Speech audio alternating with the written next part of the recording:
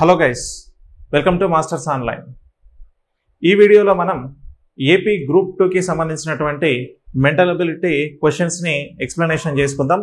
So మనకి AP group 2 exam అనేది జరిగింది. దాంట్లో వచ్చినటువంటి మెంటల్ అబిలిటీ పార్ట్లో మొదటగా రీజనింగ్ క్వశ్చన్స్ అనేవి ఏ విధంగా వచ్చినాయి, మరి రీజనింగ్ క్వశ్చన్స్లో డెప్త్ ఏ విధంగా ఉంది, సో దానికి సంబంధించిన అంశాలు ఆ క్వశ్చన్స్ని ఒకసారి ఇక్కడ మనం చూద్దామండి. సో ఫస్ట్ మనకి ఇక్కడ ఒక క్వశ్చన్ అడిగాడు. అయితే దీంట్లో మనకి సిలబస్ని కాకుండా, మనకి ఇచ్చిన సిలబస్ కాకుండా మిగతా క్వశ్చన్లు కూడా సో అవుట్ ఆఫ్ సిలబస్ కూడా ఇవ్వడం జరిగింది. ఒక 3-4 క్వశ్చన్లు. సో ఎలా ఉన్నాయి ఏంటి అనేది కూడా ఇక్కడ చూస్తే ఫస్ట్ మనకి డైరెక్షన్కి సంబంధించిన ఒక క్వశ్చన్ వచ్చింది. సో మీరు ఇక్కడ చూస్తే స్టాచ్యూ ఆఫ్ సోషల్ జస్టిస్ను ఆవిష్కరించిన సందర్భంగా ఆంధ్రప్రదేశ్ ప్రభుత్వం అంట విజయవాడలో PWD గ్రౌండ్స్లో ఎగ్జిబిషన్ మరియు స్టాల్స్ని ఏర్పాటు చేసిందంట. రఘు అనే పర్సన్ 8 స్టాల్స్ ను సందర్శించడానికి ఎగ్జిబిషన్ కి వెళ్ళాడు అని అన్నాడు.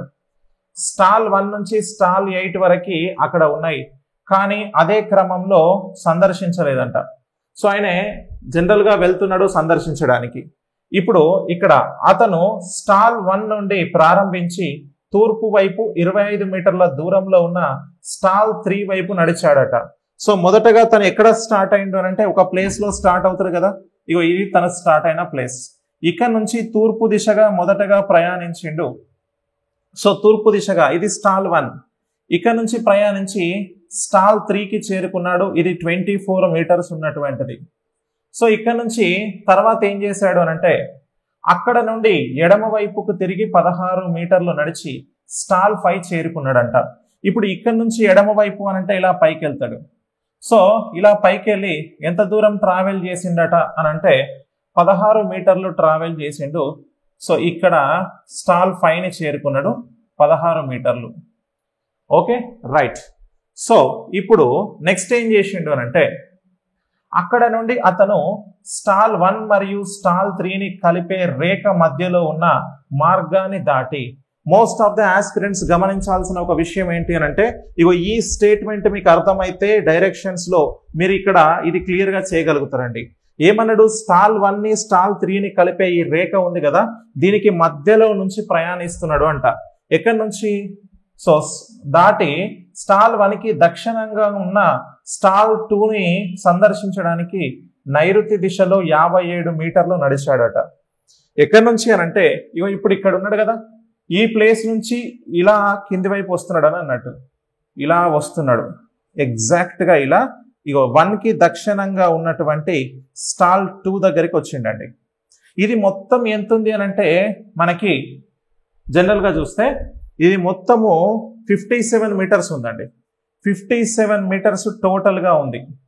ఇప్పుడు ఇక్కడ నుంచి ఏం చేసిండు, తను స్టాల్ 2ని సందర్శించిన తర్వాత తూర్పు దిశలో 40 మీటర్లు నడిచి స్టాల్ 7ని చేరుకున్నాడట.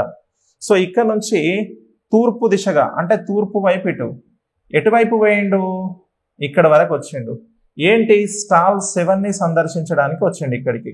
సో స్టాల్ 7 మొత్తం ఎంత అనంటే ఈ ప్లేస్ నుంచి ఈ ప్లేస్కి 40 మీటర్స్ అండి. ఓకే, సో ఇప్పుడు తర్వాత ఏం చేశాడు అని అంటే అక్కడ నుండి అతను స్టాల్ 8 చేరుకోవడానికి ఎడమ వైపు 50 మీటర్లు నడిచాడట. సో ఇక్కడ నుంచి ఎడమ వైపు అంటే ఇలా పైకి ఎంత దూరం నడిచాడు అని అంటే 50 మీటర్లు నడిచాడు. సో ఇది ఇక్కడ వరకు ఉంది. సో ఏ స్టాల్ని చేరుకోవడానికి? స్టాల్ 8 చేరుకోవడానికి అతను నడిచాడు. ఓకే, సో తర్వాత ఎంత దూరం ఇది అని అంటే మనకి 50 మీటర్లు అని చెప్పాడు. నెక్స్ట్ ఇక్కడ నుంచి ఆపై స్టాల్ 4ని చేరుకోవడానికి కుడివైపు 16 మీటర్లు. ఇగో ఇక్కడ నుంచి కుడివైపు 16 మీటర్లు నడిచాడట. 16 మీటర్స్ ఏంటి ఇక్కడ స్టాల్ 4ని చేరుకోవడానికి. Okay, right. సో నెక్స్ట్ చివరగా అతను ఏం చేసిండనంటే చివరి స్టాల్కి చేరుకోవడానికి అక్కడ నుండి కుడివైపు 35 మీటర్లు నడిచాడట. ఇగో ఇక్కడ నుంచి కుడివైపు 35 మీటర్లు తను ఇలా వస్తున్నాడు. సో కుడివైపు 35 మీటర్లు తను వచ్చిండండి. సో ఇలా అతను అంటిల్గా మనకి ఇలా వచ్చిండు. ఎంత ఇది అని అంటే మనకి 35 మీటర్స్ ఉంది. మొత్తంగా తను ట్రావెల్ చేసిన డయాగ్రామ్ ఇది. ఇప్పుడు మీరు ఒకసారి గమనిస్తే మనకి క్వశ్చన్స్ ఏం అడిగిండో చూద్దాం. స్టాల్ 3 మరియు స్టాల్ 6 మధ్య అతి తక్కువ దూరం ఎంత అని అన్నాడు. ఇప్పుడు లాస్ట్కి వెళ్ళింది స్టాల్ 6 కదా, ఇగో స్టాల్ 3 ఇక్కడ ఉందండి. ఇప్పుడు ఇక్కడికి అతి తక్కువ దూరము అని అడిగిండు. ఒకసారి చూద్దాం. అతి తక్కువ దూరము అని అంటే మనకి ఎలా వస్తుంది, ఇగో ఇలా వెళ్ళాల్సి వస్తుందండి, ఇలా వెళ్ళాలి. ఓకేనా, ఒక కర్ణమూలము అవుతుంది అది. ఇప్పుడు మనం ఏం చేయాలి, మరి ఇక్కడ నుంచి ఇక్కడికి డిస్టెన్స్ ఎంతో తెలుసుకోవాలి, ఇక్కడ నుంచి ఇక్కడికి డిస్టెన్స్ ఎంతో కూడా తెలుసుకోవాలి. సో ఫస్ట్ మనకు కావాల్సినవి ఈ సైడ్ ఎంతో తెలిస్తే ఆటోమేటిక్గా కర్ణం ఎంతో తెలుస్తుంది. ఫస్ట్ మీరు ఈ గ్యాప్ కావాలి అని అంటే ఎంత ఉంటుంది అని అంటే మీరు ఒకసారి చూడండి, క్రింది వైపు 40 మీటర్స్, ఇక్కడ 24 మీటర్స్, అంటే ఈ లెంత్ వరకు ఇక్కడ 24 మీటర్స్ ఉంటే మొత్తం 40 మీటర్స్లో ఈ గ్యాప్ ఎంత ఉంటుంది, 16 కదా, అంటే ఇక్కడ 16 మీటర్స్ వస్తుంది. ఇప్పుడు ఈ గ్యాప్ ఎంత ఉంటుంది అంటే పైన కూడా 16 ఉంది కాబట్టి 16 మీటర్స్ ఇక్కడ కూడా. ఓకే రైట్, ఇది మొత్తము నిలువు రేఖ అనేది మనకి 35 మీటర్స్, కానీ ఇక్కడ ఈ నిలువుగా ఉన్నటువంటి ఈ డిస్టెన్స్ అనేది 50 మీటర్స్. Okay 50 metres. ఇప్పుడు ఇక్కడి వరకు కట్ అవుతే ఈ గ్యాప్ ఎంత ఉంటుంది అని అంటే 35 మీటర్స్ అండి. ఎందుకంటే మనకి ఇక్కడ కూడా మనకి ఎగ్జాక్ట్గా 35 మీటర్సే వస్తుంది. ఎందుకనంటే మీరు ఇది కర్ణమూలము, సో ఇదొక సైడ్ తీసుకుంటే మీకు ఇక్కడ నుంచి మనం ఫైండ్ అవుట్ చేసుకుంటూ వస్తే ఇది ఎంత ఉందో తెలిసిపోతుంది మనకి. నెక్స్ట్ అడిగిన క్వశ్చన్ కూడా ఇదే అడిగిండు, కాకపోతే ఇక్కడ 35 మీటర్స్ మనకు వస్తుంది. సో 35 అని అంటే ఇక్కడ గ్యాప్ లో ఉండేది ఎంత, 15 ఉంటుంది. సో ఈ 15కి ఇక్కడ 15 పోతే ఈ గ్యాప్ లో 20 మీటర్స్ ఉంటుందండి, ఈ గ్యాప్ లో 20 మీటర్స్ ఉంటుంది.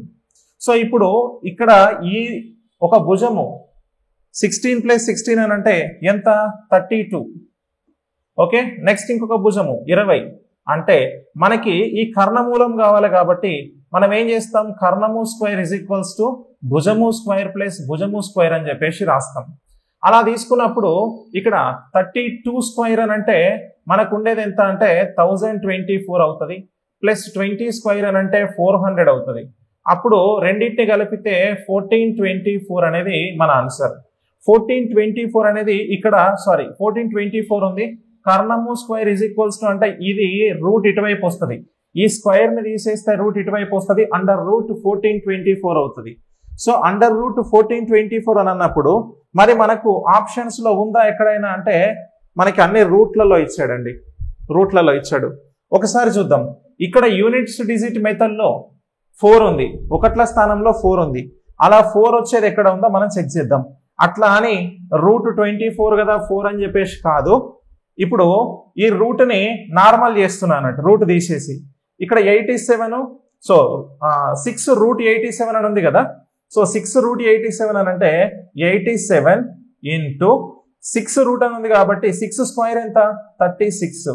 సో కాబట్టి ఇప్పుడు ఈ ఒకట్ల స్థానంలో ఉన్న అంకెల్ని చెక్ చేస్తున్నా, 7 × 42 అంటే 2 అనేది ఒకట్ల స్థానంలో వస్తుంది, నాకేమొద్దు ఇది. సో తర్వాత ఇక్కడ చూడండి 89 × 4 4 16 కదా, సో 16, 9 6 54 అంటే ఒకట్ల స్థానంలో 4 వస్తుంది, ఇక్కడ కూడా 4 ఉంది, అంటే ఆప్షన్ 2 ఈజ్ అవర్ ఆన్సర్ అండి. మీరు 89 × 16 మొత్తం చేసినా కూడా 1424 వస్తుంది. సో ఆన్సర్ ఆప్షన్ 2 4√89 అనేది ఆన్సర్ అవుతుంది. సో తర్వాత చూడండి, ఇక్కడ నెక్స్ట్ క్వశ్చన్ లో స్టాల్ 2కి సంబంధించి స్టాల్ 1 ఏ దిశలో ఉంది మరియు వాటి మధ్య అతి తక్కువ దూరం ఎంత అని అన్నాడు. స్టాల్ 2కి స్టాల్ 1కి, ఇగో స్టాల్ 1 ఇక్కడ ఉంది, స్టాల్ 2 ఇక్కడ ఉందండి. ఈ రెండింటికి మధ్యలో ఉన్నటువంటి ఈ గ్యాప్ ఎంత, సో ఈ దూరం ఎంత, మరియు ఎవరి నుంచి చూస్తే స్టాల్ 2కి సంబంధించి చూస్తే, అంటే స్టాల్ 2 నుంచి గనక మనం ఫేస్ చేసినట్లయితే చూసినట్లయితే మనకు కనిపించేటువంటిది ఏంటి అని అంటే, సో ఏ విధంగా కనిపిస్తుంది, స్టాల్ 2 నుంచి స్టాల్ 1 అనేది ఉత్తర దిశలో కనిపిస్తుంది. అంటే ఫస్ట్ ఆప్షన్ సెకండ్ ఆప్షన్ ని ఎలిమినేట్ చేయండి. ఉత్తరంలో 2 ఆన్సర్లు ఉన్నాయి, 35 ఒకటి, 39 ఒకటి.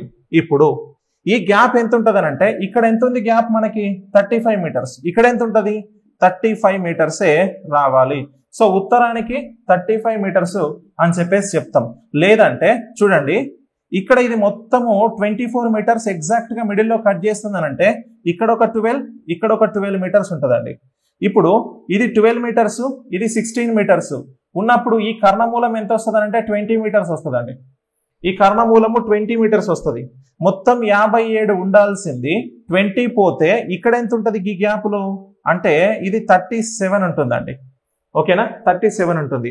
ఇప్పుడు నీకు కర్ణమూలము 37, ఒక భుజము 12 అంటే 37 స్క్వేర్ నుంచి 12 స్క్వేర్ ని మైనస్ చేస్తే రావాల్సింది ఏదైతే ఉంటుందో అది 35 స్క్వేర్ వస్తుంది మీకు. సో కాబట్టి ఇప్పుడు ఇంకొక భుజం ఏమవుతుంది 35 అవుతుందండి. ఓకేనా, 35 అవుతుంది. సో ఈ విధంగా మనము ఆన్సర్ అనేది చేయాలి. సో ఆప్షన్ 3లో ఉంది ఇక్కడ. క్లియర్. నెక్స్ట్ క్వశ్చన్కి వెళ్దాం. సో ఆ క్వశ్చన్ ఒకటే చాలా టైం టేకింగ్, ఎందుకంటే చూసి ఆ డయాగ్రామ్ వేసేటప్పుడే చాలా ఇబ్బంది పడుతుంటాం. అదొకసారి మీరు గమనించాలి. నెక్స్ట్ మనకి ఇక్కడ బ్లడ్ రిలేషన్కి సంబంధించినటువంటి క్వశ్చన్ వచ్చిందండి. సో బ్లడ్ రిలేషన్ క్వశ్చన్ ఒకసారి చూస్తే ఏమన్నాడు, A3B మీన్స్ ఏ అంటే బి యొక్క తల్లి అని అన్నాడు. తర్వాత A11B అన్నగా మనకి ఏ అంటే బి యొక్క సోదరుడు అని వచ్చింది. A9B మీన్స్ ఏ అంటే బి యొక్క తండ్రి అట. A12B మీన్స్ ఏ అంటే బి యొక్క సోదరి అని అన్నాడు. ఇప్పుడు మనకేం చెప్పిండు, P అనువాడు Q యొక్క మేనమామగా క్రింది వ్యక్తీకరణలలో ఏది చూపుతుంది అన్నాడు. ఇక్కడ కొన్ని ఆప్షన్స్ ఉన్నాయి మనకి. దీంట్లో P అనే పర్సన్ Q యొక్క మేనమామ కావాలి అంటే P అనే పర్సన్ మేల్ పర్సన్ అయ్యేటట్టుగా ఉండాలి. అయితే ఇట్లాంటి క్వశ్చన్ వచ్చినప్పుడు you have to do the elimination process. ఎలిమినేషన్లో చేసుకోండి, ఈజీగా ఉంటుంది. ఎలిమినేషన్లో ఎలా చేయాలి సార్ అని అంటే ఒకసారి చూడండి. దీంట్లో మేల్ పర్సన్ P అనేటోడు మేల్ పర్సన్ అయ్యే విధంగా ఉండాలి. చూడండి ఒకసారి, ఈ ఫస్ట్ ఆప్షన్లో P లాస్ట్కి ఉన్నాడు. లాస్ట్కి ఉన్నప్పుడు ఎండ్లో ఉంటే వాడి యొక్క జెండర్ అనేది ఐడెంటిఫై కాదండి. మీరు చూడండి ఇక్కడ చూస్తే M12P అన్నాడు. 12 అంటే ఏంటి, ఏ అంటే బి యొక్క సోదరి అంటే M అనే పర్సన్ P యొక్క సోదరి అన్నాడు, కానీ P గురించి మెన్షన్ చేసిండా, చేయలే. Elimination process. P3S, 3 అంటే తల్లి, ఏ అంటే బి యొక్క తల్లి అంటే ఫస్ట్ పర్సన్ సెకండ్ పర్సన్ యొక్క తల్లి, క్యాన్సల్. ఇప్పుడు ఇక్కడ చూడండి P11M అన్నాడు. 11 అంటే ఫస్ట్ పర్సన్ బి యొక్క సోదరుడు, సెకండ్ పర్సన్ యొక్క సోదరుడు అన్నాడు. అంటే P అనే పర్సన్ M యొక్క సోదరుడు అంటే ఇక్కడ మేల్ పర్సన్ అవుతున్నాడు. సో ఇది ఆన్సర్ అవ్వడానికి అవకాశం ఉంటుంది. ఇక్కడ చూడండి P లాస్ట్కి ఉన్నాడు, వీడు జెండర్ ఐడెంటిఫికేషన్ కాదు. మిగిలింది మేల్ అవుతున్నటువంటిది ఎక్కడుంది, ఆప్షన్ 3లో ఉంది. కాబట్టి డైరెక్ట్ ఆన్సర్ చేయండి. ఇంతకు మించి ఏం చెక్ చేయాల్సిన అవసరం లేదండి. ఓకేనా, రైట్. తర్వాత నెక్స్ట్ చూస్తే ఇక్కడ మనకి రాంగ్ నెంబర్ సిరీస్ క్వశ్చన్ వచ్చిందండి. So wrong number series question ఇది. మరి రాంగ్ నెంబర్ సిరీస్లో క్వశ్చన్ ఏ విధంగా చేద్దాం అనేది ఒకసారి చూడండి. 2, 4, 7, 11.5, 18.25, 28.375, 42.5625 అని ఉంది. సో ఇక్కడ ఈ రెండింటికి మధ్యలో లాజిక్స్, అన్నిటికీ మధ్యలో లాజిక్స్ ని ఐడెంటిఫై చేయాలి. మరి లాజిక్స్ తీసుకున్నప్పుడు ఏమైతుంది అని అంటే 2 into 1.5 ఎంత అవుతుందంటే 3 + 1 4 అండి. Next 4 into 1.5 6 + 1 7. తర్వాత 7 into 1.5 10.5 అవుతుంది. +1 చేస్తే ఇక్కడ 11.5 అవుతుంది. సో 11 into ఒక నిమిషం ఇక్కడ 11.5 into 1.5 ఈజ్ ఈక్వల్స్ టు మనకి ఎంత అవుతుంది అంటే 17.25 అవుతుందండి. +1 చేస్తే 18.25 అండి ఇక్కడ. ఓకే, తర్వాత ఈ రెండింటికి మధ్యలో లాజిక్ చూస్తే 18.25 into 1.5 ఈజ్ ఈక్వల్స్ టు ఎంత అవుతుంది అంటే 27.375 అవుతుంది. +1 యాడ్ చేస్తే 28.375. ఒకవేళ 28.375 into 1.5 చేస్తే ఎంత వస్తుంది అని అంటే 42.5625 వస్తుంది. +1 యాడ్ చేస్తే 43.5625 రావాలి. మరి ఏం చేసిండు, 5625 42.5625 ఉంది. కానీ ఇక్కడ 43 రావాల్సింది +1 యాడ్ చేయలేదు. సో +1 యాడ్ చేయలేదు కాబట్టి ఇప్పుడు మనకు ఆన్సర్ ఏమవుతుంది?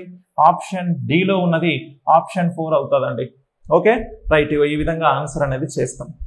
సో నెక్స్ట్ తర్వాత క్వశ్చన్కి వెళ్దాం. నెక్స్ట్ క్వశ్చన్లో చూస్తే ఇక్కడ మనకి సెట్ బేస్డ్ క్వశ్చన్ వచ్చింది. సో ఇక్కడ ఎలా ఉంది అనేది చూస్తే 2 బ్రాకెట్లో 4 3 అని ఉంది = 14 అన్నాడు. అంటే దీన్ని ఏం చేస్తే 14 వస్తుంది, దీన్ని ఏం చేస్తే 32 వస్తుంది, దీన్ని ఏం చేస్తే 44 వస్తుంది. సేమ్ అలాగే ఇక్కడ కూడా చేయండి అంటున్నాడు. సో ఏం చేద్దాం అనేది ఒకసారి చూద్దామండి.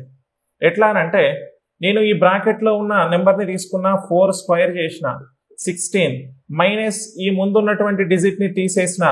సో 16 - 2 అంటే 14 వచ్చింది. సో ఇక్కడ 14 ఉంది. తర్వాత నెక్స్ట్ బ్రాకెట్లో ఉన్నది 6 స్క్వేర్ 36 - 4 32. తర్వాత 7 స్క్వేర్ 49 -5 44 అవుతుంది. అలాగే 8 స్క్వేర్ 64 బిఫోర్ 6 ఉంది కాబట్టి 58. ఆప్షన్ 3 ఈజ్ అవర్ ఆన్సర్ అండి. సో 58 మనకు ఆన్సర్గా ఉంది. సో ఈ విధంగా ఆన్సర్ అనేది చేయాలి. ఓకేనా రైట్, నెక్స్ట్ క్వశ్చన్కి వెళ్దాం. ఇక్కడ మనకి సో కాస్త క్వశ్చన్స్ అన్నీ కూడా కొత్తగా డిఫరెంట్గానే ఇచ్చాడండి. సో దాంట్లో నెక్స్ట్ క్వశ్చన్ ఒకసారి చూసినట్లయితే ఈ క్రింద ఇచ్చిన బొమ్మలలోని క్వశ్చన్ మార్క్ మరియు సో ఎక్స్క్లమేషన్ స్థానంలో ఉండాల్సిన అక్షరాలను అరుణ్ కనుగొన్నాడు అంటున్నాడు. మరియు ఇచ్చిన ఆ 4 అక్షరాలను కలపడం మరియు అమర్చడం ద్వారా అతను ఒక దేశం యొక్క పేరును గుర్తించాడు. ఆ దేశం యొక్క రాజధాని ఏమిటి అని అంటున్నాడు.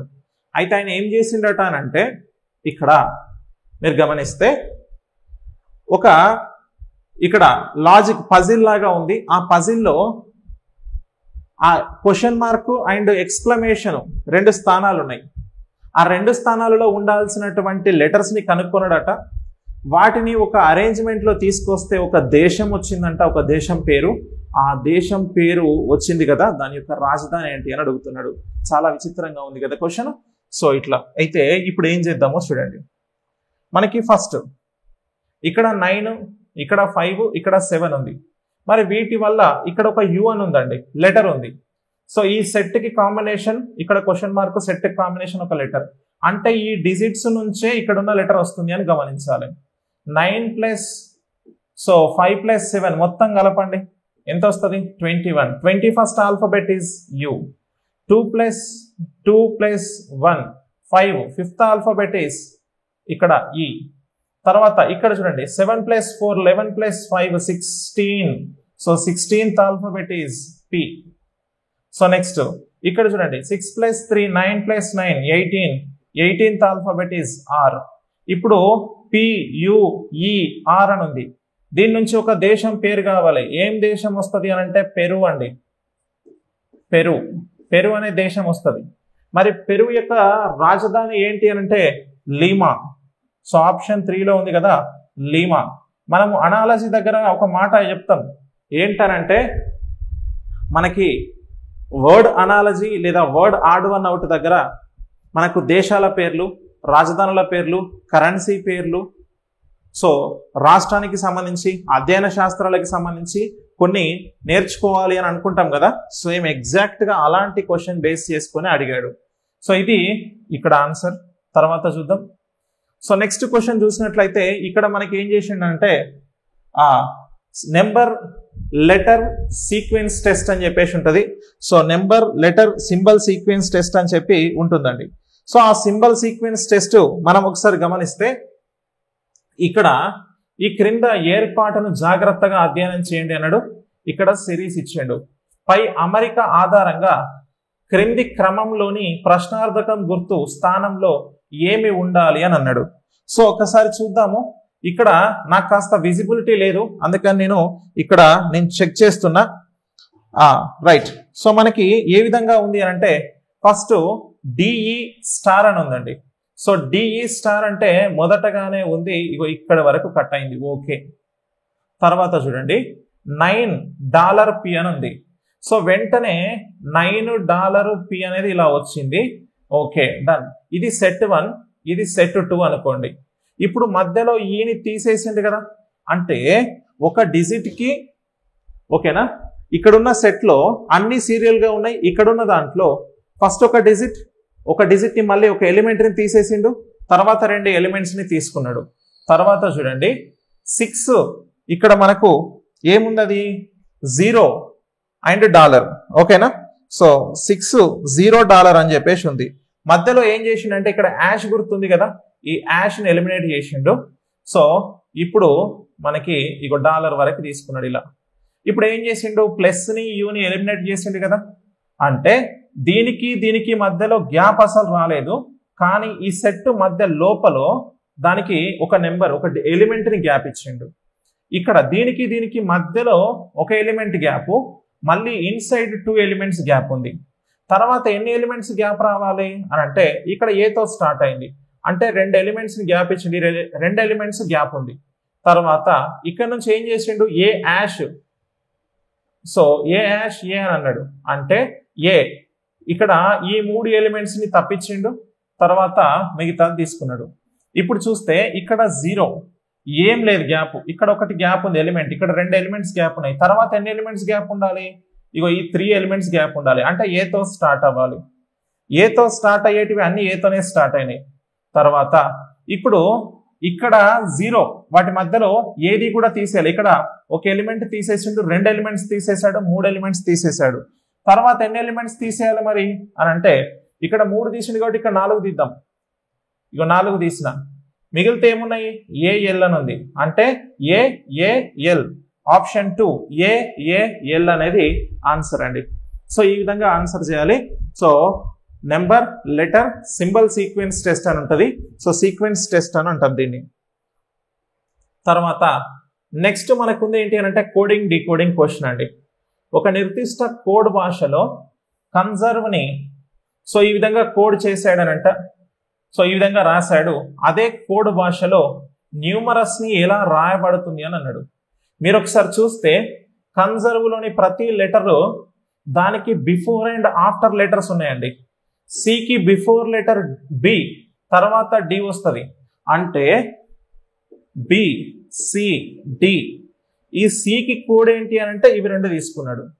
తర్వాత ఓ కదా, ఓ అంటే NOP.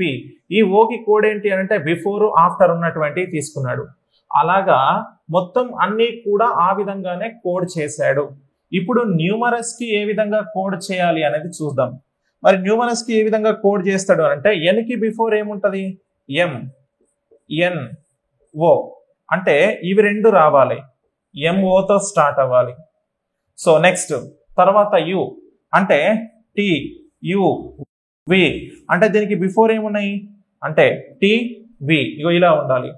తర్వాత M అని అంటే ఏమొస్తుంది, LMN. సో ఇవి 2 రావాలి, LN అనేది ఉండాలి, LN అనేది ఉండాలి. మీరు ఒకసారి చూస్తే MOTVLN, MOTVLN, MOTVLN ఇక్కడ ఉండదు, ఆప్షన్ ఎలిమినేట్ చేస్తున్నా ఒకటి. తర్వాత ఈకి వద్దాం. ఈ అని అంటే ఏముంటుంది, ఈకి బిఫోర్ DEF, అంటే DF ఉండాలి. So DF. నెక్స్ట్ DF ఉందా, లేదు. ఇక్కడ DF ఉందా, లేదు. ఇక్కడ DF ఉందా, ఉంది. Option 3 is your answer. So ఈ విధంగా ఎలిమినేషన్ ప్రాసెస్లో చేసుకోవాలి. ఆప్షన్ 3 అనేది మనకు ఆన్సర్ వచ్చిందండి. క్లియరా? రైట్. నెక్స్ట్ చూద్దాం. ఇక్కడ మనకి టైం అంటే క్లాక్స్కి సంబంధించి సిలబస్లో మెన్షన్ చేయలేదు, కానీ గడియారంకి సంబంధించి అయితే ఒక క్వశ్చన్ అడిగిండు. ఏంటి అని అంటే ఇక్కడ చూద్దాం. ఆర్ మరియు ఎస్ ఇద్దరు స్నేహితులట. ఆర్ యుఎస్ఏలో మరియు ఎస్ భారతదేశంలో నివసిస్తున్నాడట.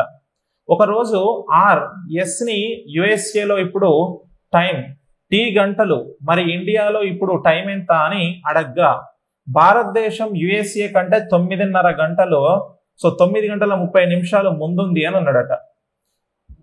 ఇక్కడ ఒక విషయం గమనించండి. ఒక ఆయన అమెరికాలో ఉన్నాడు, యుఎస్ఏలో. ఒక ఆయన ఇండియాలో ఉన్నాడు.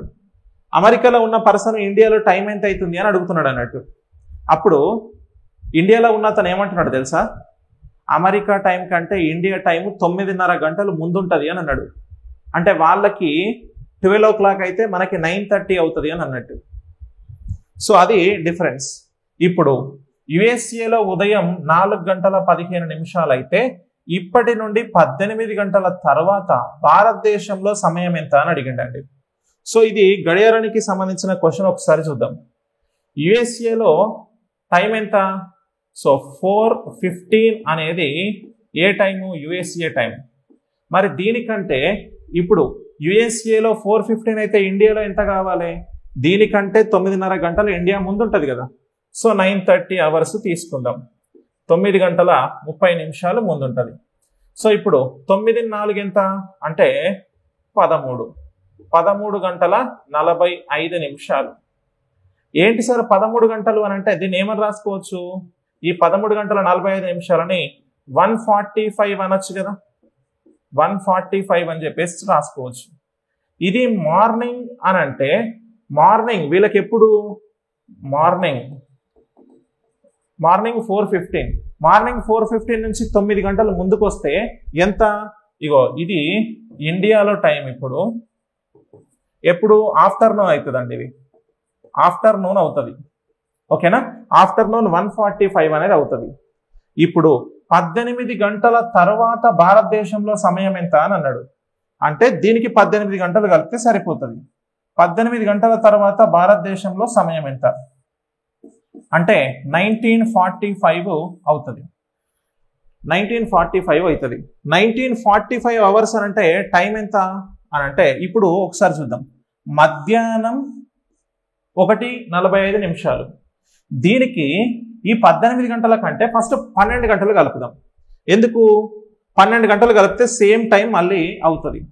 మధ్యాహ్నం 1:45 అయితే మళ్ళీ మనకు నెక్స్ట్ నైట్ అంటే నైట్ 1:45 అవుతుంది కదా. So night 1:45. నైట్ 1:45కి మళ్ళీ మీరికెళ్ళి ఒక 6 hours కలిపితే ఏమవుతుంది? ఎర్లీ మార్నింగ్ 7:45 అవుతుంది. సో ఇక్కడ ఆన్సర్ ఏంటి? మార్నింగ్ 7:45, మరుసటి ఉదయం 7:45 ఆప్షన్ 4లో ఉంది. ఇది మన ఆన్సర్ అవుతుందండి. ఓకేనా? రైట్. సో ఈ విధంగా ఆన్సర్ అనేది చేయాలి. కొద్దిగా జాగ్రత్తగా గమనిస్తే మీకు అర్థమవుతుంది. ఓకే, ఎందుకంటే ఆఫ్టర్నూన్ 1:45కి 18 గంటలు కలుపుతున్నావు. ఆఫ్టర్నూన్ 1:45 నుంచి కౌంట్ చేసుకో. నెక్స్ట్ డే మార్నింగ్ అవుతుంది. నెక్స్ట్ డే మార్నింగ్ 7:45 టైం అవుతుంది. దీన్ని 7:45గా రాసుకోవచ్చు. ఓకేనా? డన్. ఇట్లా నెక్స్ట్ తర్వాత క్వశ్చన్. నెక్స్ట్ ఇక్కడ ఇంకొకటి కూడా డైరెక్షన్ బేస్డ్ క్వశ్చన్ అడిగాడు. సో ఈ డైరెక్షన్ క్వశ్చన్ కాస్త మిమ్మల్ని ఇబ్బందికరంగా చేసే విధంగానే ఉంది. సో ఒకసారి గమనిద్దాం. మనకి కోడెడ్ బ్లడ్ రిలేషన్స్ అనేది చూసాం కానీ కోడెడ్ డైరెక్షన్స్ అనేది చూడలేదు బేసిక్గా. సో కోడెడ్ డైరెక్షన్స్ ఇచ్చాడు ఇక్కడ చూడండి. $D అంటే ఏ అనేది డికి ఉత్తరాన ఉంది. A&D అంటే ఏ అనేది డికి తూర్పున ఉంది. A*D అంటే ఏ అనేది, సో ఇక్కడ చూడండి డి అనేది ఏకి పశ్చిమాన ఉంది. అంటే కంప్లీట్ గా మార్చేసిండు. అంటే సెకండ్ పర్సన్ నుంచి ఫస్ట్ పర్సన్ కి కంపేర్ చేసిండు. సో ఏ%D అంటే డి అనేది ఏకి దక్షిణాన ఉంది అని అన్నాడు. అంటే సెకండ్ పర్సన్ అనేది ఫస్ట్ పర్సన్ కి దక్షిణాన ఉంది అని అన్నాడు. నెక్స్ట్ ఒక మాట చూడండి ఇక్కడ A@DR అంటే ఏ ఖచ్చితంగా డిఆర్ యొక్క సమాంతర రేఖ మధ్యలో ఉందట. ఓకే, నెక్స్ట్ A!DR అంటే ఏ ఖచ్చితంగా డిఆర్ యొక్క నిలువు రేఖ మధ్యలో ఉంటుంది అంటున్నాడు. నెక్స్ట్ ఇక్కడ చూడండి $6 meters D అంటే ఏ అనేది డికి ఉత్తరాన 10 మీటర్ల దూరంలో ఉందని అర్థం అని అన్నాడు. ఇప్పుడు ఇగో ఇక్కడ మనకు చెప్పిండు ఏంటి, ఒక ఈక్వేషన్ లాగా ఇచ్చిండు. దీని నుంచి మనకి ఏం కనుక్కోమన్నాడు? S మరియు T మధ్య అత్యంత తక్కువ దూరాన్ని కనుక్కోండి అని అన్నాడు. ఇప్పుడు ఈ ఈక్వేషన్ మనం తీసుకోవాలి. ఫస్ట్ ఏమి ఇచ్చాడు? $12 meters S అన్నాడు. అంటే డాలర్ అంటే ఏం చూపిస్తుంది? ఫస్ట్ పర్సన్ సెకండ్ పర్సన్ కి ఉత్తరాన ఉంది అన్నాడు. ఇక్కడ సెకండ్ పర్సన్ ఎవరు అని అంటే ఎస్ కదా. సో ఎస్ అనే పర్సన్, ఈ ఎస్ అనే పర్సన్ కి ఉత్తరాన ఎంత? 12 meters డిస్టెన్స్ లో ఇక్కడ బి అనే పర్సన్ ఉన్నారు. ఇప్పుడు తర్వాత ఎస్ 5 meters R అన్నాడు కదా. సో స్టార్ అంటే ఏంటండి? ఇక్కడ పశ్చిమం. సెకండ్ పర్సన్ అనేది ఫస్ట్ పర్సన్ కి పశ్చిమాన ఉంది అని అన్నాడు. ఇప్పుడు ఇందులో ఎస్ కి ఆర్ కి మధ్యలో సెకండ్ పర్సన్ ఎవరు? ఆర్. సో ఈ ఆర్ అనే పర్సన్ అట ఎస్ కి పశ్చిమాన అంటే ఇటువైపు. పశ్చిమాన ఎంత దూరంలో ఉన్నాడు అంటే 3 మీటర్స్. ఇక్కడ ఎవరున్నారు? ఆర్ అనే పర్సన్. తర్వాత ఇక్కడ చూడండి, రైట్, ఇది 5 మీటర్స్, 3 మీటర్స్ కాదు 5 మీటర్స్ ఇది. సో 5 మీటర్స్లో ఉంది. తర్వాత ఆర్ 3 మీటర్స్ అండ్ జే అన్నాడు. అండ్ అంటే ఏంటి? ఇక్కడ ఉంది. ఫస్ట్ పర్సన్ సెకండ్ పర్సన్కి తూర్పులో ఉన్నారు. ఇక్కడ ఎవరు? ఇగో ఫస్ట్ పర్సన్ ఆర్. ఎవరు సెకండ్ పర్సన్? జే. జేకి తూర్పున, సో జేకి తూర్పున ఎవరున్నారు అంటే ఆర్. అంటే జే అనే పర్సన్ ఇక్కడ రాసుకుంటే జేకి తూర్పున ఇక్కడ 3 మీటర్స్ డిస్టెన్స్ లో ఉన్నాడు అన్నట్టే కదా. ఉన్నాడు, ఎస్. తర్వాత నెక్స్ట్ చూద్దాం. ఇక్కడ జే నుంచి కంపేర్ చేస్తే J and K. J 6 meters percentage. Percentage అంటే ఎక్కడ ఉంది? ఇక్కడ ఉంది. జే 6 మీటర్స్ పర్సంటేజ్ కే అంటే సెకండ్ పర్సన్ అనేది ఫస్ట్ పర్సన్ కి దక్షిణాన. Okay, right. ఎందుకంటే మీరు చూడండి, ఏ పర్సంటేజ్ డి అంటే ఏ అనేటోడు ఫస్ట్ పర్సన్, డి అనేటోడు సెకండ్ పర్సన్. మనకి ఇక్కడ ఇచ్చిన దాంట్లో ఏమి ఇచ్చాడు? డి అనేది అంటే సెకండ్ పర్సన్ అనేది ఫస్ట్ పర్సన్ కి దక్షిణాన. మరి ఇక్కడ సెకండ్ పర్సన్ ఎవరు? కే. సో ఫస్ట్ పర్సన్ కంటే ఇగో జేకి దక్షిణాన ఉండాలి. ఎక్కడ? ఇగో ఇక్కడ ఉన్నాడు. ఎంత దూరంలో ఉన్నాడు? 6 మీటర్స్ డిస్టెన్స్ లో ఉన్నాడు. తర్వాత కే ఎక్స్క్లమేషన్ జేటీ అట. ఇగో ఎక్స్క్లమేషన్ అనేది ఇక్కడ వివరించిండండి. ఏ అనేది ఖచ్చితంగా అంటే ఫస్ట్ పర్సన్ అనేది ఖచ్చితంగా డిఆర్ యొక్క నిలువు రేఖ మధ్యలో ఉంటుంది అన్నాడు. అంటే జేటీకి మధ్యలో ఉండాలి. జేకి మధ్యలో, టీకి మధ్యలో కే అనేటోడు ఉండాలి. అంటే ఎగ్జాక్ట్ గా మధ్యలో అంటే ఇక్కడ వరకు టీ వస్తాడు. ఇప్పుడు ఇక్కడ నుంచి ఇక్కడికి ఎంత దూరం ఉంటుందో కేకి, కే నుంచి కూడా టీకి అంతే దూరం ఉంటుంది, గమనించాలి. అంటే 6 మీటర్స్ ఉంటుంది. Okay, right. ఇది ఫైనల్ గా మనకు వచ్చినటువంటి ఇన్ఫర్మేషన్. ఇప్పుడు నేను కనుక్కోమన్నది ఏంటి? ఎస్ మరియు టీకి మధ్యలో అత్యంత తక్కువ దూరం అంటే shortest distance between T and S అండి. ఈ షార్టెస్ట్ డిస్టెన్స్ ని ఫైండ్ అవుట్ చేయాలి. ఇప్పుడు చూడండి, ఇక్కడ నుంచి ఇక్కడికి ఒక భుజం ఎంత? 12 ఉంది. 12. ఒక భుజం ఎంత? 3 + 5 8 ఉంటుంది. అంటే మనకు ఒక విషయం తెలుసు, కర్ణము స్క్వేర్ ఇజ్ ఈక్వల్స్ టు భుజము స్క్వేర్ ప్లస్ భుజము స్క్వేర్ అని. ఓకేనా, రైట్. సో ఇప్పుడు 12 స్క్వేర్ అంటే ఎంత? 144 ప్లస్ 8 స్క్వేర్ అంటే 64 వస్తుంది. రెండింటిని కలిపితే ఎంత వస్తుంది అంటే 208. కర్ణము ఇజ్ ఈక్వల్స్ టు √208 అండి. √208 అంటే మరి ఇక్కడ ఉన్న దాంట్లో అన్ని కూడా రూట్లలోనే ఉన్నాయి. 4√13 మీటర్స్, 10.23 మీటర్స్, 2√13, సో 3√13 అని ఉంది. దీంట్లో ఏది కరెక్ట్ అవుతుంది అని అంటే ఫస్ట్ ఒకసారి మనం చూద్దాం. ఇంతకుముందు మనం స్టార్టింగ్ లో క్వశ్చన్ చేసాం కదా, రూట్ నుంచి దాన్ని బయటికి తీసుకొస్తే 13 ఇంటూ ఇది 4 స్క్వేర్ అవుతుంది 16. Okay, right. 3 6ల 18 unit digit method చేస్తున్నా. ఓకేనా, లేదంటే ఇవి రెండింటిని మనం చేసినా కూడా 208 వస్తుందండి. ఈ రెండింటిని చేసినా 208 వస్తుంది. లేదు 208ని ఇక్కడ ఏ విధంగా రాసుకోవచ్చు అని మనం అనుకున్నా కూడా దీన్ని 13 × 16 గా కూడా రాసుకోవచ్చు. సో 13 × 16 గా దీన్ని రాసుకుంటే ఇవి రెండింటిని మల్టిప్లై చేయగా 208 వచ్చే విధంగా రాసుకోవాలి. √13 × 16 అంటే ఏమవుతుంది? ఇగో 16 అనేది 4 స్క్వేర్ కాబట్టి 4ని రూట్ నుంచి బయటికి తీసుకొస్తే సో 13 అనేది రూట్ లోనే మిగిలిపోతుంది. సో ఇక్కడ 4√13 అవుతుంది. ఆప్షన్ 1 ఈజ్ కరెక్ట్ ఆన్సర్ అండి. Option 1 is correct answer. ఓకేనా, సో ఈ విధంగా ఎఫెక్టివ్ గా అడుగుతున్నాడు చాలా. సో వీటిపైన మీరు కాస్త ఫోకస్ చేయాల్సి ఉంటుంది. క్లియరా? నెక్స్ట్ తర్వాత చూడండి, ఇక్కడ మనకి నెక్స్ట్ క్యాలెండర్ క్వశ్చన్ అడిగండి. బేసిక్ గా మీరు చూస్తే క్యాలెండర్ కి సంబంధించి అసలు ఎక్కడ కూడా సిలబస్ లో మెన్షన్ చేయలేదు. ఇవేంటో మనకి క్వశ్చన్ అడిగండి, ఒకసారి చూద్దాం. రమణ ఏం చేసిండు? ఫిబ్రవరి 29, 2016 జన్మించాడట. సో ఆయన 16th ఫిబ్రవరి 29th జన్మించాడు. అది సోమవారం. ఆయన జన్మించిన రోజు సోమవారం అట. అతను 2099 వరకు జీవించి ఉన్న అతను సోమవారం రోజు ఎన్ని పుట్టినరోజులు జరుపుకుంటాడు అని అన్నాడు. ఇఫ్ ఇన్ కేస్ ఆయన 2099 వరకు కూడా బతికుంటే సోమవారం రోజు మాత్రమే ఆయన బర్త్డేస్ జరుపుకునేటువంటి రోజులు, బర్త్డేలు ఎన్ని ఉన్నాయని అంటున్నాడు. అట్లా సోమవారమే ఎన్ని బర్త్డేస్ జరుపుకుంటాడు? మీరు ఒక్కసారి ఇక్కడ గమనించాలి. విషయం ఏంటి అని అంటే ఫిబ్రవరి 29th అంటే ఏంటండి? Leap year. అతను 2016 ఫెబ్ 29th జన్మించాడు. That is Monday. Okay, fine. ఇది ఏంటి అని అంటే లీప్ ఇయర్ అండి. 2099 వరకు బ్రతికుంటే అన్నాడు. అంటే ఆయన బర్త్డేస్ ఎప్పుడు చేసుకుంటాడండి? ఓన్లీ లీప్ ఇయర్ రోజున మాత్రమే. ఎవ్రీ 4 years ఒకసారి ఆయన బర్త్డే వస్తుంది. ఆ ఎవ్రీ 4 years ఒకసారి ఆయన బర్త్డే వస్తుంది కదా, on that particular birthdays Monday ఎప్పుడవుతుంది అని అడుగుతున్నాడు. అంటే ఒకసారి చూద్దాం ఇక్కడ. సో ఇప్పుడు మీరు ఒకసారి చూస్తే దీంట్లో 2099 వరకు బ్రతికున్నాడు అని అన్నాడు. ఇప్పుడు ఈ 99 yearsలో లీప్ ఇయర్స్ ఎన్ని అని అంటే ఎట్లా ఫైండ్ అవుట్ చేస్తాం? 99 yearsలో లీప్ ఇయర్స్ ఎన్ని అంటే 4 చేత భాగిస్తాం. 4 2 8, ఇక్కడ ఒక 19 అని అంటే 4 4 16 అని చెప్పేసి చెప్తాం. సో ఇక ఇది ఇక్కడ రాదు. మనకి కోఎఫిషియంట్ వాల్యూ ఏంటి? 24 అనేది 99 సంవత్సరాలలో వచ్చినటువంటి లీప్ ఇయర్స్ 24. అంటే 24 లీప్ ఇయర్స్ మొత్తం వస్తున్నాయి. కానీ ఆయన పుట్టింది 2016లో కదా, అంటే 16 years వరకు కొన్ని లీప్ ఇయర్స్ వచ్చి ఉంటాయి కదా, దాన్ని తీసేయాలి మనం. ఎందుకంటే ఫర్దర్గా జరుపుకోబోయేటువంటి లీప్ ఇయర్సే మనకు కావాలి. ఇప్పుడు 16 years లోపల ఎన్ని వస్తాయి అంటే మళ్ళీ చేద్దాం. 16/4 చేస్తే 4 4 16 అంటే 4 వస్తాయి. దీనిలో నుంచి 4 సబ్ట్రాక్ట్ చేయి 20 లీప్ ఇయర్స్.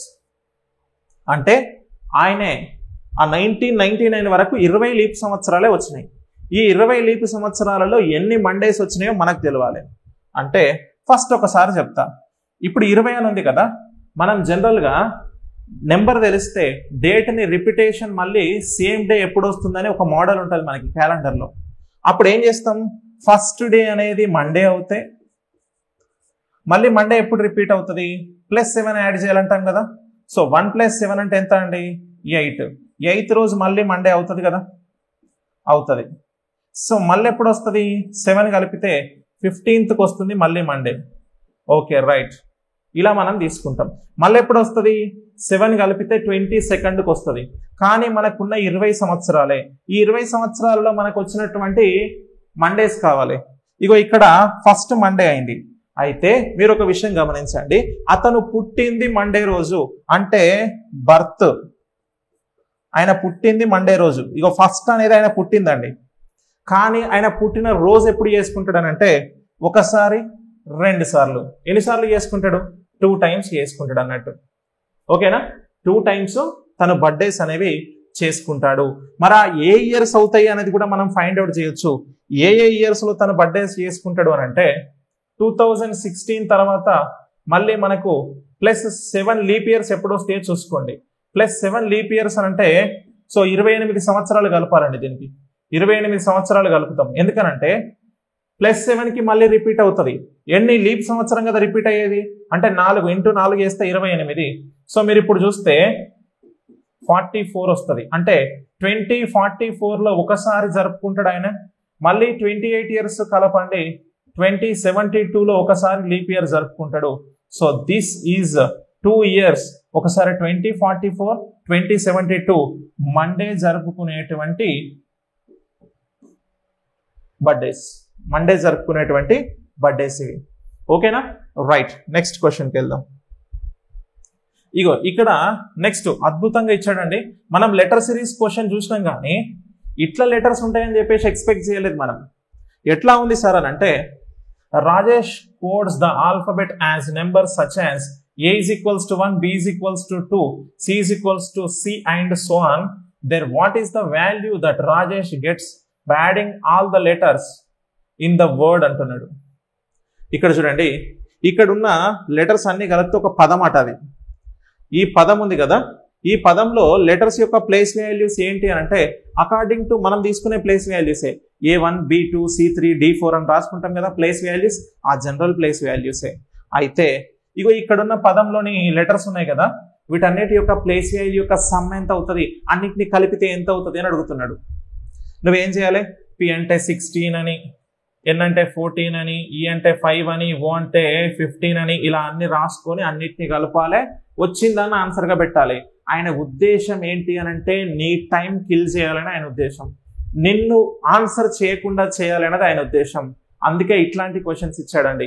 ఎక్కడ కూడా రిలేటెడ్గా మన జనరల్కి సంబంధించినటువంటి రీజనింగ్ క్వశ్చన్స్ ఇవ్వలేదు. కంప్లీట్గా banking level of reasoning mention చేశాడు మీరు కనుక చూస్తే ఇక్కడ. సో ఇక్కడ మనకి ఆన్సర్ ఏమవుతుంది, some of all these numbers చేస్తే లెటర్స్ వాల్యూస్ చేస్తే 560 అవుతుందండి. సో అన్నిటినీ కలిపినట్లయితే మనకు వచ్చే వాల్యూ 560.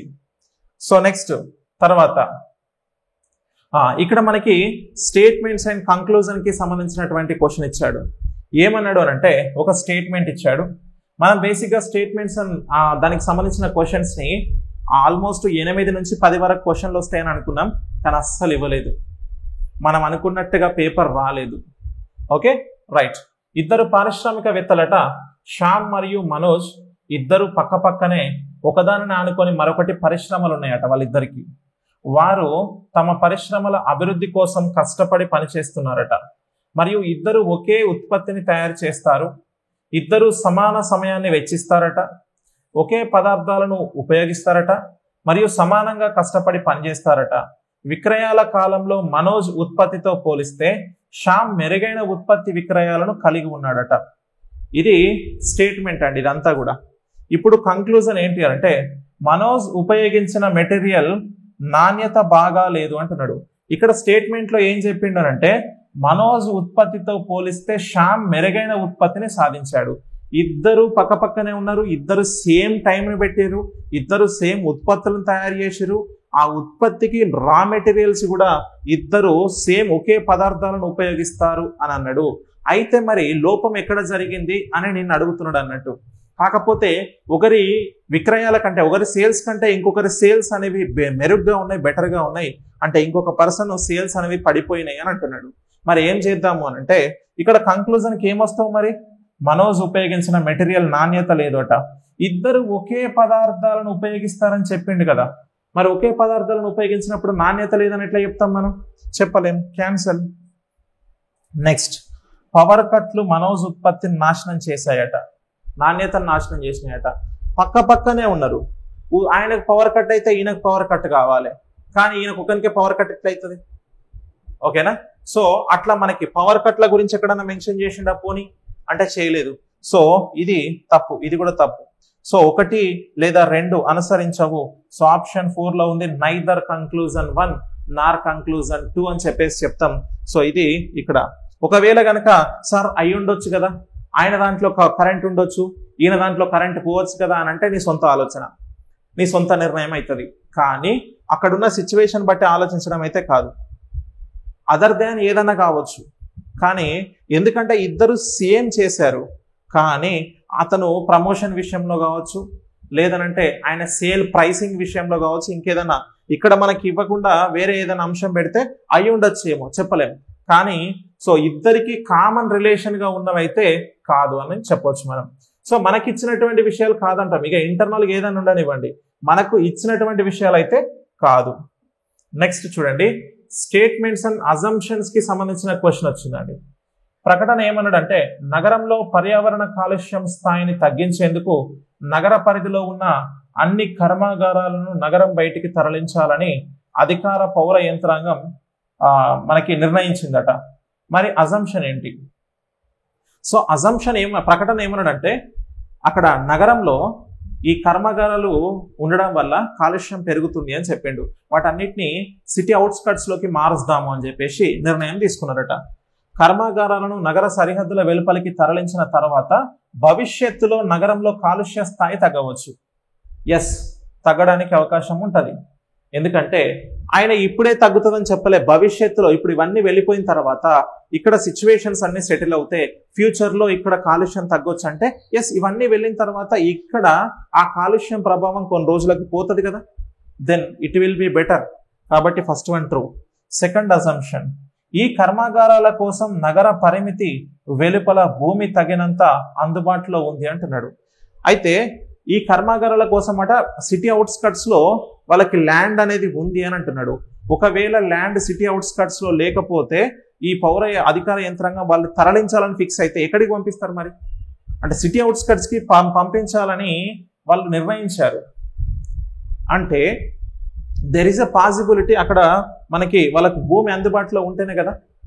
సో ఇండస్ట్రియల్ ఏరియా అనేది ఒకటి ఉంటుంది కదా, అక్కడికి పంపిస్తామని నిర్ణయించారట. ఇది కూడా కరెక్టే. లాభదాయకంగా ఉండడానికి ఈ కర్మాగారాలు చాలా వరకు చిన్న పట్టణాలకు మారవచ్చట. తప్పిది. ఏమంటున్నాడు? మళ్ళీ కమర్షియల్గా ప్రాఫిట్ బేస్డ్తో ఉండడం కోసం ఈ నగరం కాకపోతే ఇంకో నగరం, ఇంకో నగరం కాకపోతే ఇంకో నగరం, వాళ్ళు వెళ్ళగొడితే మేము ఇక్కడికి వస్తాం, ఇక్కడ నుంచి వెళ్ళగొడితే ఇంకో దగ్గరికి వెళ్తామని వాళ్ళు థింక్ చేస్తారు అని అంటున్నారు. తప్పు. ఎందుకంటే నువ్వు నిర్ణయించినవు, నువ్వు కాబోయే గ్రూప్ 2 ఆఫీసర్వి కదా, నువ్వేం చెప్పినవు, ఇక్కడ ఈ కర్మాగారాలు అనేవి ఉన్నాయి, వీటన్నిటిని ఎలిమినేట్ చేయండి, వీటన్నిటిని మీన్స్ బయటికి పంపించండి అని చెప్పినవు. ఇప్పుడు నువ్వు ఎట్లా థింక్ చేయాలి అని అంటే, వాళ్ళను అక్కడికి పంపిస్తాడు, వేరే ప్లేస్ ఉంది పంపిస్తానంటావు, వీళ్ళు ఇట్లా మారిపోతారు. మనం పంపించినప్పుడు వీళ్ళు ఇంకో సిటీకి వెళ్తారు, అక్కడ ఇలా చేస్తారు, మళ్ళీ అక్కడ పంపిస్తే ఇంకో దగ్గరికి వెళ్తారని ఇలా నెగిటివ్ థింకింగ్ చేస్తావా? అస్సలు చేయొద్దు. ఎందుకంటే you are the officer. So being a officer you have to think in positive only. Okay, right. Next చూడండి, ఇక్కడ 145లో కౌంటింగ్ ఫిగర్స్ అండి. కౌంటింగ్ ఫిగర్స్ కి సంబంధించి వచ్చింది. ఏమన్నాడు? త్రిభుజాలు మరియు చతురస్రాల సంఖ్యని కనుగొనండి అని అన్నాడు. ఫస్ట్ మనం చతురస్రాలు ఎన్ని ఉన్నాయో చూద్దామండి. సో చతురస్రాలు అని అంటే నేను చూస్తున్నా, ఫస్ట్ ఇది ఒకటి చతురస్రం, తర్వాత ఇగో ఇది చతురస్రమే. చూడండి, చతురస్రాన్ని నేను ఇలా డిజైన్ చేస్తున్నా. ఫస్ట్ ఇది ఒకటి, ఇలా బాక్స్ వచ్చింది కదా, ఈ బాక్స్ లో ఎన్ని ఉన్నాయి? ఇదొకటి, ఇదొకటి, ఇదొకటి, ఇదొకటి, 4 మొత్తం కలిపితే 1, 5, ఇదొకటి 6. 6 తర్వాత చూడండి లోపల ఇంకొకటి ఉంది, ఇది కూడా చతురస్రమే. 7 చతురస్రాలు ఉన్నాయి. సో 7 చతురస్రాలు అంటే ఫస్ట్ ఆప్షన్, సెకండ్ ఆప్షన్ బయటికి పంపితే ఈ రెండిట్లలో ఏదో ఒకటి ఆన్సర్ అవుతుంది. ఓకేనా, రైట్, అయిపోయింది. ఇప్పుడు చతురస్రాలు అయిపోయినాయి కాబట్టి నేను ఏం చేస్తానంటే త్రిభుజాల దగ్గరికి వెళ్తా. త్రిభుజాలు ఇలా చూడండి, ఇది ఎన్ని త్రిభుజాలు ఉన్నాయి? దీంట్లో 3 ఉంటాయి. సో మనం త్రిభుజాలకు సంబంధించి కౌంటింగ్ ఫిగర్స్ లో నేర్చుకుంటాం. మళ్ళీ ఇప్పుడు దీన్ని అయిపోయిన తర్వాత ఇక్కడ నుంచి ఇలా చూస్తే, ఇగో ఇలా నిలువుగా చూస్తే ఎన్ని ఉంటాయి అని అంటే ఇంకొక 3 వస్తాయండి. 3 ఉంటాయి. Okay, right. తర్వాత నెక్స్ట్ చూద్దాం. ఇప్పుడు ఇవి 2 అయిపోయిన తర్వాత ఫుల్ లెంత్ లో ఇలా ఉంటుంది, ఫుల్ లెంత్ లో ఉంటుంది. ఇప్పుడు ఈ బ్లూ కలర్ ఉంది కదా, దీంట్లో ఎన్ని ఉంటాయి అని అంటే ఇవి కూడా ఒక 3 ఉంటాయండి, ఇవి కూడా ఒక 3 ఉంటాయి. So finish. ఇప్పుడు ఇవి కాకుండా మనకి అడిషనల్ గా ఉన్నటువంటివి ఎన్ని అని అంటే, ఇగో ఇక్కడ ఒకటి వస్తుంది, ఇక్కడ ఒకటి వస్తుంది, ఇక్కడ ఒకటి, ఇక్కడ ఒకటి, ఎన్ని ఉన్నాయి? 4. సో అడిషనల్ గా వచ్చేటువంటివి ఎన్ని? 4 వస్తున్నాయి. ఓకేనా, రైట్. సో ఇప్పుడు ఇవి కాకుండా ఇంకేమైనా ఉంటాయా అని అంటే ఇంకొన్ని కూడా ఉంటాయి. సో అవేంటో ఒకసారి ఇప్పుడు చూద్దాం మనం. సో అవేంటి అని అంటే, ఈ మిడిల్ చూడండి, మిడిల్ స్క్వేర్ బాక్స్ కదా సార్. ఓకే, ఇప్పుడు నేను ఏం చేస్తా అంటే ఈ స్క్వేర్ బాక్స్ ని ఇగో ఇలా మారుస్తున్నా. ఇట్లా ఉంది అంటే మీకు స్క్వేర్ బాక్స్ ఉంటుంది చూసారా, ఇలా వచ్చి ఇలా ఉంటది. దీన్ని ఏమనుకున్నాం? 1, 2, 3, 4 ఇలా ఉన్నప్పుడు వీటి యొక్క డివిజన్స్ 4 ఉన్నాయి. అంటే 4 డబల్ చేస్తే 8, ఎన్ని ఉంటాయి? మొత్తం 8 ఉంటాయి అని అనుకోలేదా?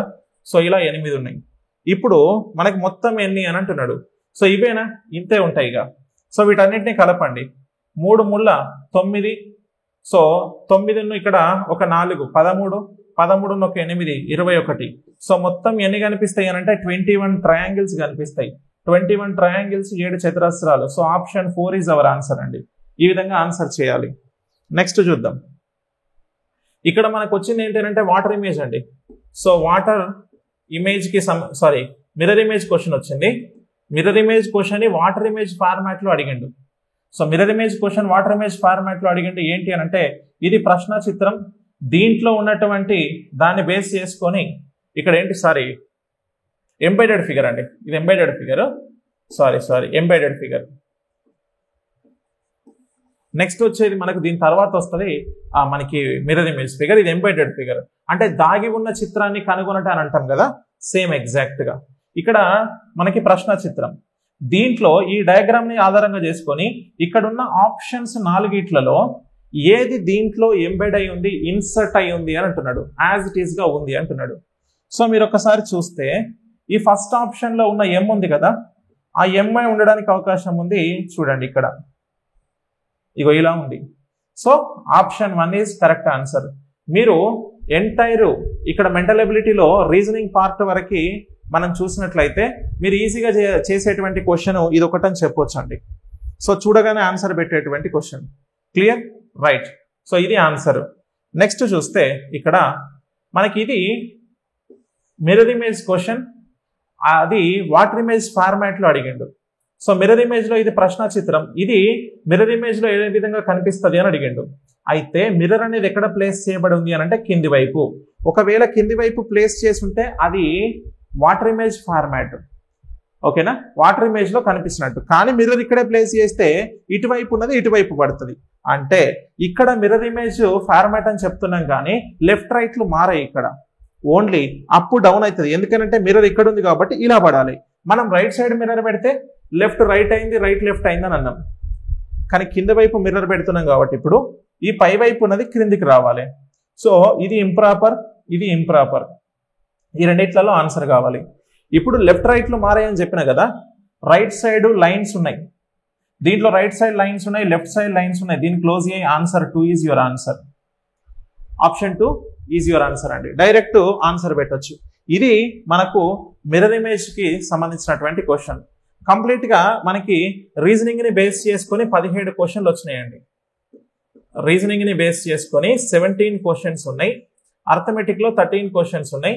సో ఈ 17 క్వశ్చన్స్ లో మీకు మోడరేట్ టు హై లెవెల్ అంటే ఈజీ క్వశ్చన్లు ఒక 3-4 ఉన్నాయి. కానీ మిగతా అన్ని కూడా మీడియం టు హై లెవెల్ క్వశ్చన్సే ఉన్నాయి. సో ఒక రకంగా చెప్పాలంటే రీజనింగ్ వరకు చూసినప్పుడు కొద్దిగా హై లెవెల్ క్వశ్చన్స్ అడిగాడు, టైం టేకింగ్ క్వశ్చన్స్ అడిగాడు. చేసే అంత కంఫర్టబుల్ రేంజ్లో అయితే చూసి వెంటనే ఆన్సర్ చేసి మనకున్న టైంలో మనము పెట్టేంతగలిగేంత విధంగా అయితే లేదనే చెప్పాలి. సో కాబట్టి ఇది మనకు పేపర్కు ఉన్నటువంటి టఫ్నెస్. మీ అందరూ కూడా సో చాలా కష్టపడి చేశారు. కొంతమందికి బెటర్గా చేసి ఉంటారు, నార్మల్గా చేసి ఉంటారు. ఎనీవే అంటిల్గా మాత్రం మనకి పేపర్ ఎక్స్ప్లెనేషన్ అయితే ఇదండి. So thank you very much.